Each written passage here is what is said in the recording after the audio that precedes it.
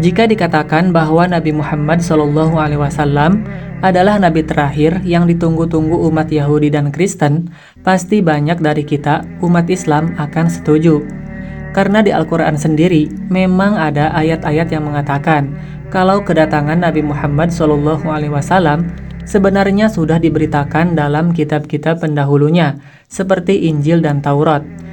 Sebagaimana hal itu ternukil di dalam Al-Quran, Allah Subhanahu wa Ta'ala berfirman, "Dan ingatlah ketika Isa ibnu Maryam berkata, 'Hai Bani Israel, sesungguhnya aku adalah utusan Allah kepadamu, membenarkan kitab sebelumku yaitu Taurat, dan memberi kabar gembira dengan datangnya seorang Rasul yang akan datang sesudahku, yang namanya Ahmad.'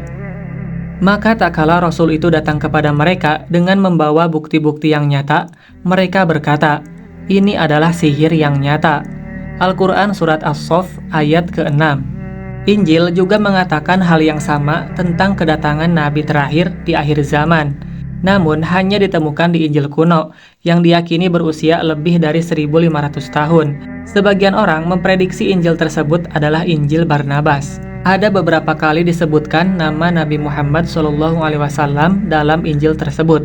Salah satunya di bab ke-44 yang mengatakan Barnabas berkata, "Pada bab ini, Yesus atau Nabi Isa menyebut nama Nabi Muhammad. 'Oh Muhammad, Tuhan bersamamu.'" Yang lebih jelas lagi ada di bab ke-112. Dalam bab ini, Nabi Isa atau Yesus bercerita kepada Barnabas bahwa dirinya akan dibunuh. Namun, kata Nabi Isa, Allah akan membawanya naik dari bumi. Sedangkan orang yang dibunuh sebenarnya adalah seorang pengkhianat yang wajahnya diubah seperti Nabi Isa. Dan orang-orang akan percaya bahwa yang disalib itu Nabi Isa, tetapi Muhammad akan datang, Rasul Allah yang suci. Dari semua kitab terdahulu memang telah menyebutkan tentang kedatangan Nabi Muhammad SAW. Bagaimana ceritanya jika kabar kedatangan Nabi Muhammad SAW ternyata tertulis juga di kitab umat Hindu? Pertanyaan ini pasti mengejutkan bagi kebanyakan umat Islam maupun Hindu, bahkan mungkin sebagian umat di luar dari kedua agama itu. Bagaimana tidak, syariat dari kedua agama itu, Islam dan Hindu, sangat jauh berbeda. Dan kenyataannya, berita tentang kedatangan Nabi Muhammad SAW tidak saja diberitakan dalam kitab Injil dan Taurat, bahkan ramalan atau berita kedatangan Nabi Muhammad SAW juga terdapat dalam kitab suci umat Hindu, yaitu kitab Weda. Maka, benarkah? Mari kita bahas di video ini. Agama Hindu termasuk agama tua di dunia. Meski tidak ada kejelasan kapan lahirnya, namun dalam sejarah dikenal ada 3 periodisasi. Yang pertama, perkembangan agama Hindu di India pada zaman Weda pada tahun 6000 sampai 2000 sebelum Masehi. Kedua, perkembangan zaman Brahmana tahun 2000 sampai 1500 sebelum Masehi. Ketiga, zaman Upanishad tahun 1500 sampai 500 sebelum Masehi. Jadi di perkiraan Hinduisme ini telah ada kira-kira 6500 tahun sebelum kedatangan Islam. Pundit Pait Parkas, profesor bahasa dari Allahabad University di India, yang juga menjadi pendeta besar kaum Brahmana, dalam salah satu bukunya yang berjudul Kalki Avatar atau Avatar yang baru diterbitkan, memuat sebuah pernyataan yang sangat mengagetkan bagi kalangan intelektual Hindu. Sang profesor secara terbuka dan dengan alasan-alasan ilmiah mengajak para penganut Hindu untuk segera memeluk agama Islam dan sekaligus mengimani risalah yang dibawa oleh Rasulullah SAW. Karena menurutnya, sebenarnya Muhammad Rasulullah SAW adalah sosok yang dinanti-nantikan sebagai sosok pembaharu spiritual. Profesor Pundit Pait Parkas atau si penulis buku yang masih berstatus pendeta besar kaum Brahmana dan ahli bahasa Sanskerta itu mengatakan bahwa ia telah menyerahkan hasil kajiannya kepada pendeta besar kaum Hindu dan mereka semua menyetujui kesimpulan dan ajakan yang telah dinyatakan di dalam buku. Semua kriteria yang disebutkan dalam buku suci kaum Hindu atau Weda tentang ciri-ciri Kalki Avatar sama persis dengan ciri-ciri yang dimiliki oleh Rasulullah SAW yang lahir di Mekah. Profesor Parkash menguatkan pernyataan itu dengan mengutip beberapa hal dari Kitab Weda, kitab suci agama Hindu. Menurutnya, dalam Kitab Weda, sosok Kalki Avatar akan menjadi pembawa risalah terakhir atau Prophet of Bhagwan untuk menuntun seluruh dunia. Itu hanya terjadi dalam kasus Nabi Muhammad SAW. Menurut ramalan Hindu, Kalki Avatar akan lahir di sebuah jazirah atau island, dan itu di wilayah Arab yang dikenal sebagai Jaziratul Arab. Menurut Profesor Parkash, bapaknya bernama Wisnu Bhagat dan ibunya bernama Somanib. Dalam bahasa Sanskerta, Wisnu berarti Allah, dan arti harfiah dari kata Bhagat adalah hamba atau budak. Dalam bahasa Arab berarti abdun. Oleh karena itu, Wisnu Bhagat dalam bahasa Arab berarti Abdullah atau hamba Allah. Oleh karena itu, Wisnu Bhagat dalam bahasa Arab berarti Abdullah atau hamba Allah. Sedangkan Somanib adalah bahasa Sanskerta berarti damai dan tentram, yang dalam bahasa Arab berarti kata Aminah. Dan sebagaimana diketahui bahwa ayah Nabi Muhammad SAW bernama Abdullah dan ibundanya bernama Aminah. Dalam Kitab Weda juga disebutkan bahwa Kalki Avatar akan lahir di kaum yang dihormati dan mulia di tanahnya. Dan ini juga berlaku dalam kasus Nabi Muhammad SAW, karena ia lahir di suku Quraisy yang sangat dihormati di Mekah. Disebutkan pula bahwa Kalki Avatar akan diajarkan dalam sebuah gua oleh Bhagwan melalui utusannya sendiri.